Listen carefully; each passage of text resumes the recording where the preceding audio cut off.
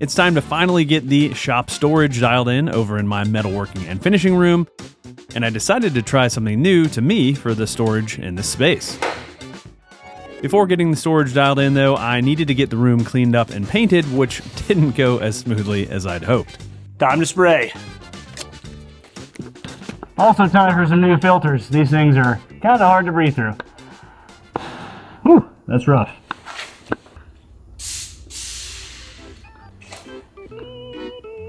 Why is this not on?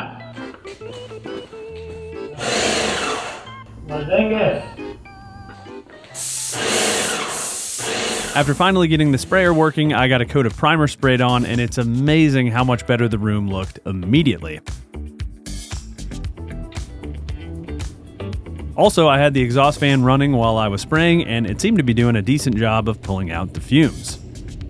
After the primer dried, I got a coat of paint applied in the Repose Gray color I used throughout the rest of my shop. Whew, that is so much work. Ugh. It might look easy on camera, and it's definitely a lot easier than rolling, but it's still a very physical process. Up and down the scaffolding, bending over, standing up, spraying, but man, it goes so fast. Gonna let these dry, and then I can start moving everything back in and getting the room set up. Look at my shirt. Soaked. The next day I was excited to get all of the stuff moved back into the room, but quickly realized there was a problem. Ah, man. No.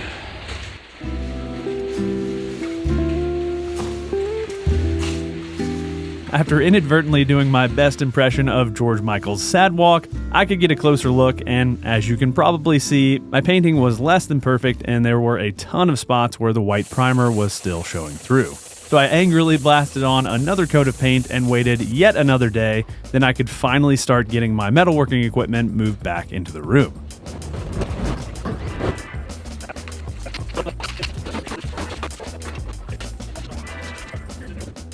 I also went ahead and got the outlets wired so I could have some power in the room while I worked on the storage upgrades.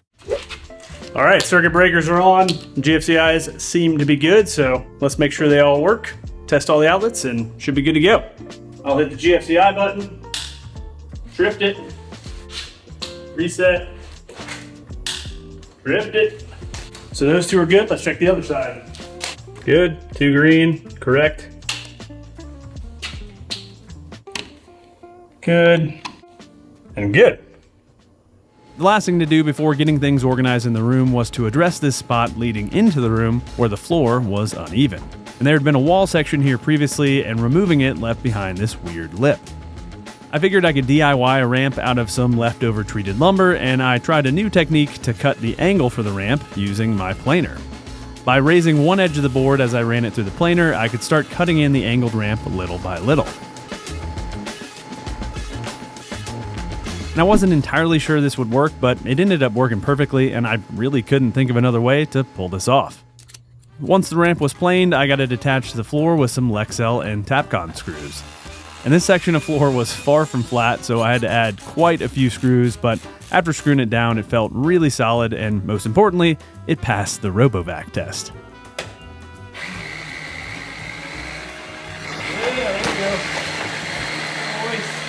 I added the last section and then came back with a sander to smooth out some of the weird spots, and I'll probably come back and fill in this gap in the future to smooth things out some more. For now though, the ramp worked. Easy. And with the ramp in place, I could finally move the entire pallet of storage accessories into the room to start getting things organized. Yeah! So let's take a second to talk about the sponsor of this week's video, Trainwell. And I was really excited when Trainwell reached out to sponsor this video because I was already planning to sign up for their program. So one of my recent goals has been to get back in shape, improve my fitness, and one of the things I've always struggled with when it comes to exercise is consistency and accountability, especially working out by myself here at the gym I have set up at my shop. And that's where Trainwell comes in. So Trainwell is a fitness solution that connects you with a personal trainer. In my case, my man Dante, who I have loved working with. When you're initially connected with your trainer, you have an onboarding video call so you can go through what kind of equipment you have access to, the kind of workouts you enjoy doing, and your overall goals when it comes to working out. After your call, your trainer comes out with your finalized workout program, and then you can get to work. And this is one of the best parts of Trainwell because they have an excellent app and Apple Watch integration that really helps to guide you through every workout. Each exercise has a visual aid so you can make sure your form is on track, and if you're using a watch, it'll even track your reps if you're doing something like curls by just tracking the motion of your watch. It's really, really cool.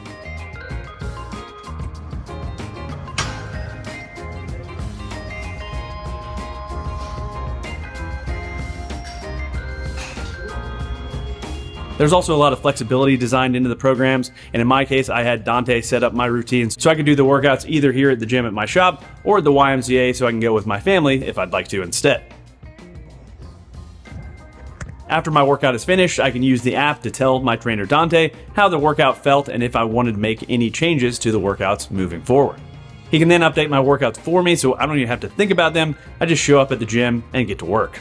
Overall, I've loved using Trainwell and plan to continue using it to help meet my fitness goals. If you want to do the same, click my Trainwell link or scan the QR code to get 14 days free with your own personal trainer. Thanks again to Trainwell for sponsoring this week's video, and let's get back to work.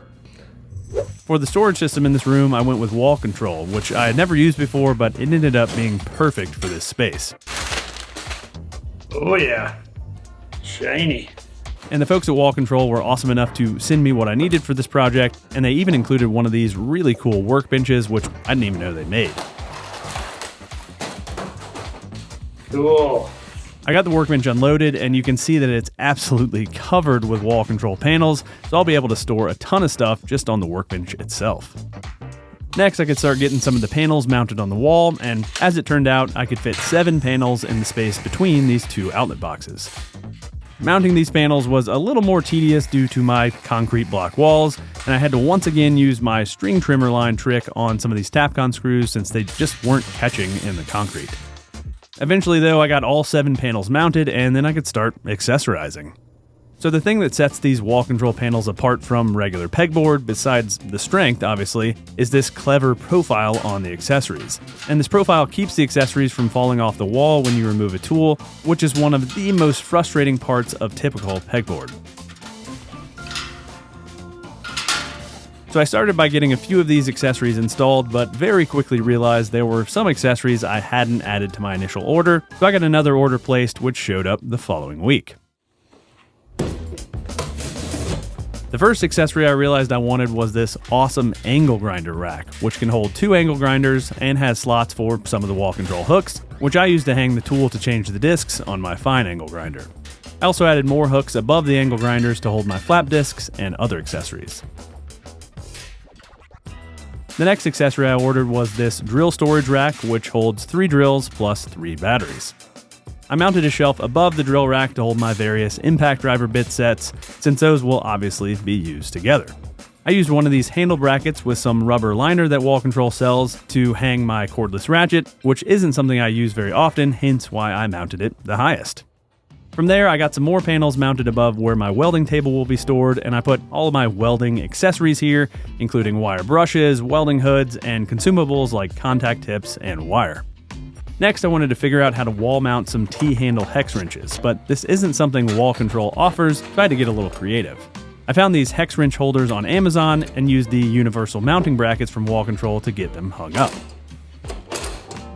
The spacing of the mounting holes on the hex wrench stands worked out perfectly, and after mounting, I used a Sharpie to make the numbers a little easier to read. I also realized I could hang the whole assembly off the bottom of the panel to make it a little easier to grab the wrenches, and I love the way this whole setup turned out.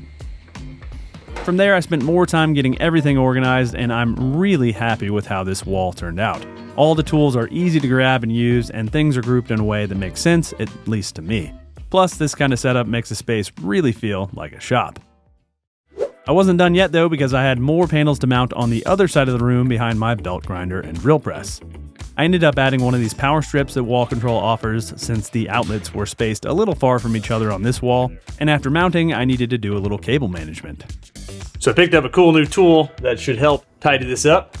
This is a zip tie gun. Never owned one of these, but I feel like for this kind of cable management stuff, it'll be perfect. Let's try it out.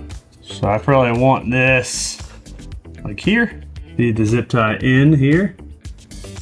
And then as I pull this handle, it tightens it. Boom. It snaps off the zip tie. Bingo. Pretty cool. Next, I could start getting the panels loaded up, and I started by hanging the various grits of belts for my belt grinder. And this is one of those tools that gets way more use than I expected when I got it, and it's one of the last tools I'd ever give up if I were thinning out my metalworking equipment. I also got a shelf mounted behind the drill press, and I can keep all of my various cutting fluids on there, along with some metal-specific drill bits. Finally, I went ahead and hung my drill bit sharpener above the bits, and maybe that'll encourage me to finally use this thing rather than just buying new bits. All right, I'd say that's looking pretty darn good. All right, so the next order of business is to go ahead and get these raking lights installed. And I went ahead and wired up a switch, one on each side here, and then I can install these LED lights here on the wall. And so that way, when I'm finishing a piece kind of here in the middle of the room, I'll have light coming from either side. That'll let me see really easily how much finish and how even of a coat I've applied, which can be pretty tricky if you only have lights coming down from overhead. The first thing I need to do is get this box that houses the LED drivers installed on the wall. And because of this conduit, I'm gonna have to add some sort of blocks to space it off the wall. And then I can mount this whole box to the wall and get it wired up to the switch.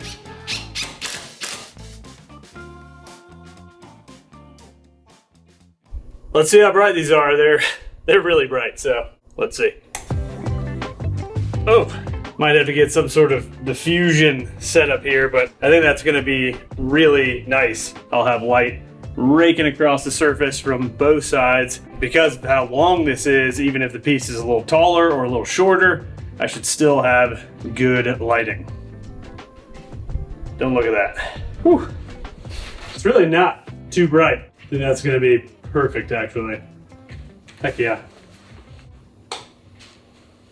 So next I want to test this exhaust fan, and that's because I've been just going back and forth for the last couple weeks trying to decide whether I wanted to spend the massive amount of money, about $3,000 or $4,000, to get one of these tube axial fans and filter systems set up. And there are a few reasons I'm not sure I want to do it. Number one, I only ever spray water-based finishes. I should have clarified that in the last video. I got a lot of comments about explosion-proof everything and needing to meet certain codes, but I only ever spray water-based finishes. I don't spray lacquer or anything like that, and so I don't need to worry about all the explosion-proof stuff because of that. The second thing I'm concerned about with installing a fan that large is where is all of that intake air going to come from? Because obviously 8,000 CFM is a lot of air to make up for, and it's definitely going to suck out all of this conditioned air, and I think my mini splits would have a really hard time keeping up with it. And the thing is, up until this point, I have always done all of my spray finishing right in the middle of my shops with no real issues except for dealing with overspray and some excess fumes, and those are really the two main things I want to help cut down on. And so that's why I want to test the exhaust fan that's already installed here, just to see if it's good enough for the time being until I can find another fan solution that's maybe in between the one I have installed here and one of those monstrous tube axial fans. So to test the fan, I'm going to turn on a fog machine, close the roll top door that leads into this space, and let the fog machine run for about 5 minutes to get it really good and foggy in here. Okay, the fog machine is on. Let me close the door here.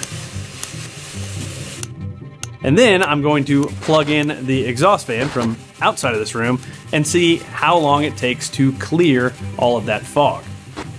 Okay, turning on the exhaust fan. And based on the CFM rating of this fan, it should clear this room in between 2 to 3 minutes, which I think might be good enough, and I guess we'll find out.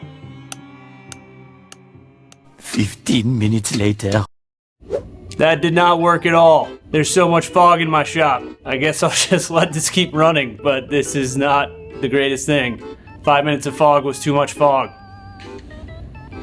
Oh my God. Yeah.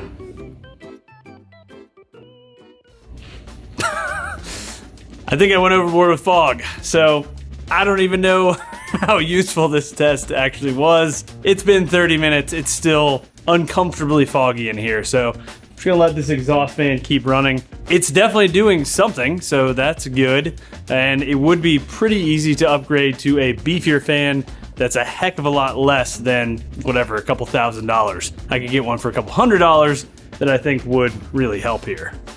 Fog machine is insane. So the next thing on the to-do list here in the spray room and really throughout the entire shop is to get a compressed air system set up. And that'll all be coming up in a future video, so if you don't want to miss that, go ahead and get subscribed and ring the notification bell. I'll have links to all the tools and materials I used in this video down in the video description below. And last, if you want to support me, I sell merch. I have plans available for a lot of my woodworking projects, and I have both Patreon and YouTube members set up. All right, thanks for watching, y'all, and until next week, happy building.